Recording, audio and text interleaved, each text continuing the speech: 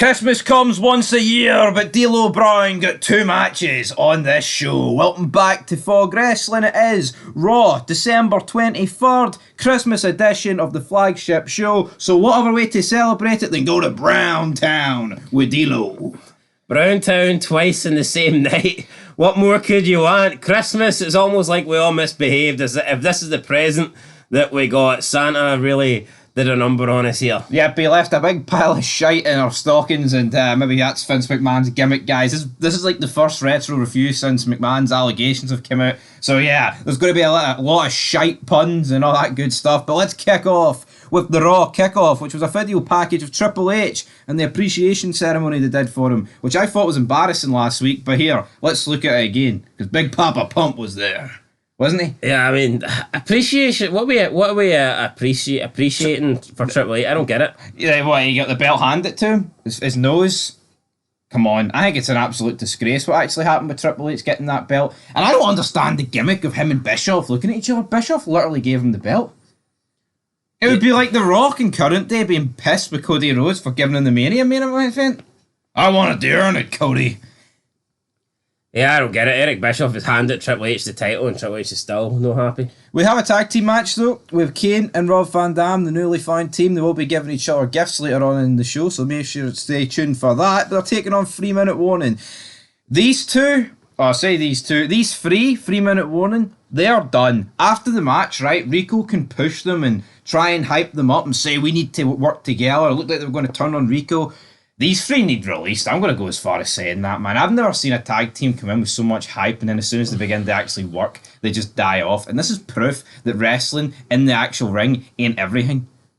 These guys were great attacking people, beatdowns on decrepit bastards and old people like Jimmy Snuka, Mae Young, Fabulous Mueller. Why did you differentiate between decrepit bastards and old people as if it's two different brackets? I guess draws, isn't it? I know, but like couldn't Snuck, I didn't attack draws. I mean, couldn't Snuka, Mae Young and Mueller just all be in both? Snuka at this point's not decrepit. He's old. He may as well be. Well, you can argue Mae Young's not decrepit Is Mick Foley not decrepit at this point? So, I mean, the guy can probably walk down the ring in his baggy fucking tracky bottoms. Mick Foley can still put on a fucking 5-star match. No, but I actually wanted Rosie and Jamal to split up here with Rico, but it was like a double down.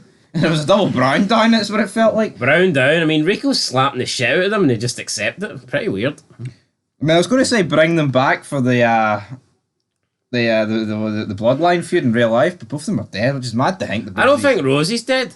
No, I'm pretty sure he is. I don't think he is. No, yeah, he definitely is, because that's Roman Reigns' brother. Is he? Yeah, he's dead. That's mental. Sad that they're both dead, but here I actually think they've got done dirty here on Raw. But talking of getting done dirty, Spike Dudley walks in backstage on Eric Bischoff and Sean Morley. They're talking about Triple H calling out Steiner. But then Spike gets Billy Big Balls and confronts these two about Regal knocking out Devon with the brass knucks. He's like, well, what are the Dudleys in? Yeah, why is Devon not complaining? Why is Spike doing the Dudley dirty work? This just felt very out of place. It was almost like they just needed a reason to book Spike in a match tonight, so they have Spike complaining about this. Like, Spike's complaining, but the Dudleys aren't. Well, technically is a Dudley, but you have a point. Why is Bubba and Devon not complaining about this? Yeah, I mean, maybe you could argue, right, Devon's knocked out, but what about Bubba? Bubba's perfectly fine. We have Stacey Keebler and D'Lo Brown backstage. There's no Raven this week. Again, where's the follow-up with Raven? Like 2 weeks ago, he was there in the parking lot, and now he's not there. Who knows? Maybe Raven was supposed to get one of D'Lo Brown's matches, and he no-showed, and D'Lo had to work both. I don't know, but she says her hands are full with testicles, so she can't really do anything about D'Lo Brown's career. So we get the first of the best of 2 series here between Test and D'Lo Brown. It's an absolute... So nice, we had to do it twice. I know the worst thing about it is it's not 2 matches with the 2 same people. It's literally the exact same match. Yeah, they copied the same fucking spots. There was actually... It was getting close to the point in the rematch where I was actually going to have to make sure that the episode hadn't rewind it by accident. Yeah. It was getting dangerously close to... They changed one spot during the match. In the first match, D'Lo Brown jumps through the ropes, gets his ankles and feet caught, and just fucking face plants. Like a Randy Orton was doing the DDT through the ropes. He didn't do that in the second match. But they did the same spot where he chased Stacey around the ring. But the first He match, did the same spot where it looks like he's going to get screwed, and he grabs the bottom rope. The referee can't see his shoulders. no, but it's like the commentators weren't even acknowledging like this happened earlier. It was all. I'm going to bet money because this happened on the 23rd. It was taped, but there's no way a company like WWE would keep the same match in twice. No, if they made a mistake, this would be edited out. It was almost like a joke or a rib or something. Yeah, it's like D'Lo I mean, Brown's two last matches and they're both identical. Yeah, look, it's happened before. Like, I think probably the most famous one is Jericho Triple H, Yeah. where they have the match, Jericho wins, then they have the rematch, and Triple H wins it. But those matches were clearly different. These two matches were pretty much identical. Very obviously outside of. Remember the when like outcome, Toys at 9, Morrison against Triple H had a table match, and they redid the spot like at the end of the show where Morrison went through the table. Do you remember that? No. No, but it's kind of like that where they just go out and redo a match just to fix one spot. But I don't know what spot was so horribly bad in the first match they had to redo. And they kept it in? So how could it have been that so bad? I do not get any of this, right? But this was a crazy edition of Raw, because guess what? Main event, we're getting JR and the King taking on Bischoff and Chief Morley. But will it be those two? We'll have to wait and see. But What a main event. What no. a fucking tag No, it's brilliant. But Bischoff, he announces the Royal Rumble, the main event, Triple H Steiner, it's official world title, 15 superstars for Raw and 15 superstars from SmackDown are going to be in the Royal Rumble. I'm looking forward to some good old school qualifying matches, are you? Alright, old school qualifying matches, but Bischoff tells Lawler that Jesse Ventura will be available soon, and he tells Jim Ross that he's got Tony Schiavone's number on speed dial. The only problem is, Tony Schiavone and Jesse Ventura, as good as they might be at doing their thing, they just don't compare to Jim Ross and Lawler. So, I mean, it doesn't matter who Bischoff's got on speed dial. He could have 20 million commentators on speed dial. He's not going to do a better combination than JR and Lawler. No, they're not, right? And I think this show was in Oklahoma, wasn't it? I think this is the show where JR's getting the whole trumpet band with the two guys going right, I get it. They want to obviously play on the fact that JR, right, is in fact like the hometown hero. It's mad that a commentator gets this reception, but King is a heel. Why is Bischoff and Morley fucking King over when all King has done is praise their work? Well, King is a heel, but when it comes to good old JR, he's a tweener. I think King was a heel in the 90s. I think by 2000s he's a tweener. He's up JR's shitter. He loves JR. Like, he loves him, damn it. Bischoff says that Lawler and JR will compete tonight or they'll both be fired, though. JR's panicking throughout the whole night. It's Christmas, Jerry. I can't afford to lose my job. All these title matches, and he's like, fuck it, I don't give a damn. Fuck the Rumble, what about tonight? Lawler says, don't worry, I'm the one that got you into this, and I'll try and get you out of it. Christopher Nowinski versus the Hurricane. Maven runs down, distracts Nowinski. Hurricane wins. Just really unforgettable. Really forgettable. Really forgettable. Interview with Coach and Triple H. Triple H takes offence to Coach implying that he backed down for Scott Steiner. Triple H is adamant that he went nose to nose with it. It was the largest arms in the world versus the largest nose in the world. Triple H says if Steiner was there right now, he'd slap him. He'd slap the shit out of him. And he said he's going to go to the ring and call it Scott Steiner tonight. Spike Dudley versus Batista with Ric Flair. I mean, Batista destroys Spike. What were you expecting? Batista looking strong, looking powerful. Spike Dudley's the perfect guy to sell for someone at this stage of the game in 2002. Just a 2-minute match. Just do all your big power moves on Spike and that's it. Go home. Backstage, Eric Bischoff and Chief Morley are with William Regal and Lance Storm. They're laughing about how Spike just got taken care of. Morley says that JR and the King will learn a lesson tonight they'll never forget.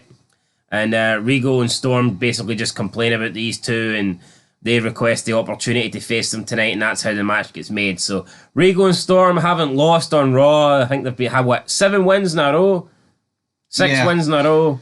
Can they make it 8 tonight? We'll find out. The main event was great, but Regal and Storm are a bit boring. Especially Lance Storm. I like Regal. I think the match would have been better if it was just Bischoff and Chief Morley. I get it. Let's put the odds against JR and King because these guys are undefeated, but I would have liked to see Bischoff in action. And before we move any further, according to our results, D'Lo Brown against Test didn't happen again. So I don't know if that's a network blunder. It's not there. But we definitely seen it twice. We weren't on the gear. It definitely happened. Yeah. So I don't know why it's excluded, but it happened. But it was close to being identical. Yeah, so... But the first finish was kind of fucked up as well. I don't know, unless the network gave us an extended version of the show or something. I think there was something they really didn't like in the first one. They tried to redo it, but if that's the case, then why they got both matches on the show, on the episode? It doesn't make any sense. Our results are actually based on the time. Like if you're doing the second match, it's so you can delete the first one. But they had both matches on the show. Very strange, very, very strange. We had a Santa's Little Helpers match. Victoria, Ivory, Molly versus Trish, Stacey, and Jackie. Team Stacey win. I just hope they knew they could have said no. Yeah, I hope that all these people knew that no was an option and that they didn't have to go through with this. We had an interview with Coach and Steiner. Steiner says Triple H backed down last week because he got scared, and tonight he's going to give him another reason to get scared. So, backstage with Goldust and Jericho. Jericho tells Goldust everybody knows he's a weak link of the team. Goldust says that Jericho looked weak when XBK kicked his head off last week. Jericho states that Goldust is a failure at everything he does, and he says the luck is going to run out, and Goldust was left there just contemplating the fact he's a failure. He is a failure, Goldust, but he will not fail in the tag team title match, which is right here, right now. And even during it, King, JR, they're crying about their main event. But you know what? I enjoyed this match. It was restarted once, but I'm sick of seeing these four. I think this needs to move on. But you genuinely feel bad for Goldust, like. Well, you do. It's good storytelling. What I like, though, I think Jericho and Christian are going to move into feuding with Shawn Michaels very soon, going into the Rumble. But I just think we've seen this for, especially Jericho Booker T. I really didn't want Goldust to lose this match. Yeah. Even if Booker lost it, it wouldn't have bothered me as much, but you would have genuinely felt bad here for Goldie if he'd have lost this, because it would have basically proven everyone right that he was, in fact, the weak link. But he actually wins. Goldust pins Jericho after the match got restarted, and he retains the belts for him and Booker T. Backstage with Kane and Rob Van Dam, RVD gives Kane a present. It's Hungry Hungry Hippos. Kane says that, look, I know you're trying to be nice, Rob, but I don't do Christmas, I don't do games, and I didn't have a family. Talks about how he was locked in the basement and all this shit, and that thanks, Rob, but no thanks. Rob was like, we could have go and scrape up roadkill if you'd rather do that, but Kane's like, I'm not interested. I'm just going to go home. And Kane leaves, and Rob's like, damn, I know I should have got snakes and ladders. So Rob thinks he got the wrong game. I like comedy like that. Like self-aware comedy. I like that. Nah, Rob's just got it. Like Rob Van Dam pulls this off. There's so many people. Imagine Lance Storm trying to deliver this. Damn, I should have got snakes and ladders. Backstage, we have Triple H and Ric Flair. Flair tells Triple H that Steiner's a loose cannon and urges him to wait for the Rumble. But Triple H doesn't care. He says he's going to call it Scott Steiner tonight. So there you go. Aye, loose cannon. I'll show you a cannon. My nostrils could shoot out cannonballs, buddy. I'll show you. You'll see. And I just hope Triple H and Scott Steiner knew they could say no to flexing their muscles tonight. It's important that you can say no to Vince and Kennedy McMahon. Unless you want to get shit on. So yeah, they come out. Triple H says he's the best in the business. He's not afraid of Steiner. Steiner comes out and Triple H challenges Steiner, but not to a match. We're going to get an arm wrestling contest instead. So yeah, they bring in the equipment. Both guys lock up arms, and Triple H looks like he's going to win. He's all happy. He's got a nice smile on his face, but then we see Steiner's smile just appear, and it turns out that Steiner's messing about with Triple H, and then he just puts his arm down, has a rematch, puts his arm down again, and just keeps smashing his arm down, and Steiner wins the arm wrestling contest. That's what I like about this feud, though. Every week it's unique. It's something new. Like next week, I think it's like a pose off. Why can't they do this in real life? I get it. Not everyone today has a physique to do a pose off. Like, I mean, who? Barely anybody has a physique to do a fucking but, like, pose. I remember like Triple H did this with Khali. It just adds something. You know, it's like mind games. It's just like, see, today it's cookie cutter. What do you want to talk about? And then, Same shit every next week they sign the contract. Would you not like to see Roman Reigns and The Rock have a fucking arm wrestle? Oh, next week Drew McIntyre calls out CM Punk. Next week CM Punk confronts Cody Rhodes. Fucking boring. Although if Punk did an arm wrestle, his fucking tricep would probably fly into next week, so can't do that, buddy. But up next, right, we've got the greatest Tell you what, this might make my top 10 matches of 2002. For JR's entrance and also the ending of the match alone, these guys played their hearts out. You talk about entrances in wrestling like Limp Bizkit, Motorhead, etc. that were played live. This was WrestleMania worthy. This was. No, fucking the two guys with the trumpets, man. They were going up and down. It just panned to them, man. Their faces like beetroot. Like JR's red top.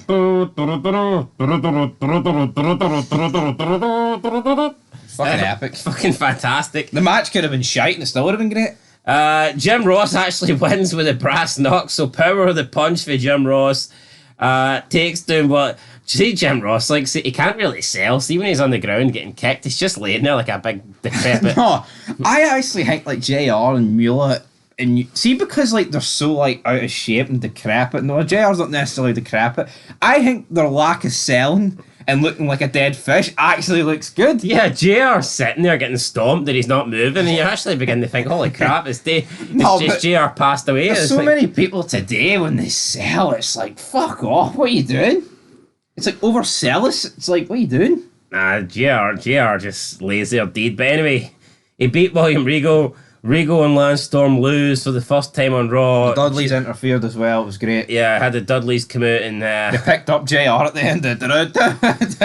JR's being showcased around the ring as if he's just won the world title. But yeah, he wins in his hometown, and a good way to send off the year 2002 comes to an end with a bang, with Jim Ross picking up the win in the main event. Didn't think we'd be seeing that, but there you go, guys. Normally you get shafted in your hometown, but I guess McMahon was feeling good tonight. He was, and you know what? This is probably the craziest, ridiculous, weirdest episode of Raw I've ever seen. I'm actually going to get an 8. See, for laughs, it was fucking brilliant. Yeah, I'm also going to give it an 8. Like, there's nothing that stands out. It's like, oh, that's epic. Like, that's an iconic moment. But fuck me, man, it was funny. That's what wrestling needs to be. Everything. It's an entertainment. It's a TV show. It needs to bring everything to the table, and it did. I would have almost brought it a downer rating for the Test D'Lo Brown stuff, but it was so weird seeing it twice, and it was the circumstances behind it. I'm going to give it a pass. Oh, the botches were great. D'Lo was done. Every move he did was pish. Yeah, I just don't get it. I don't get D'Lo Brown. He appears every week. Is it because I'm black? I don't know. Maybe he's whipped it. But it's mental. Like, see if they sent them back out to have a better match. The second match was just as bad. It was like, what were they doing?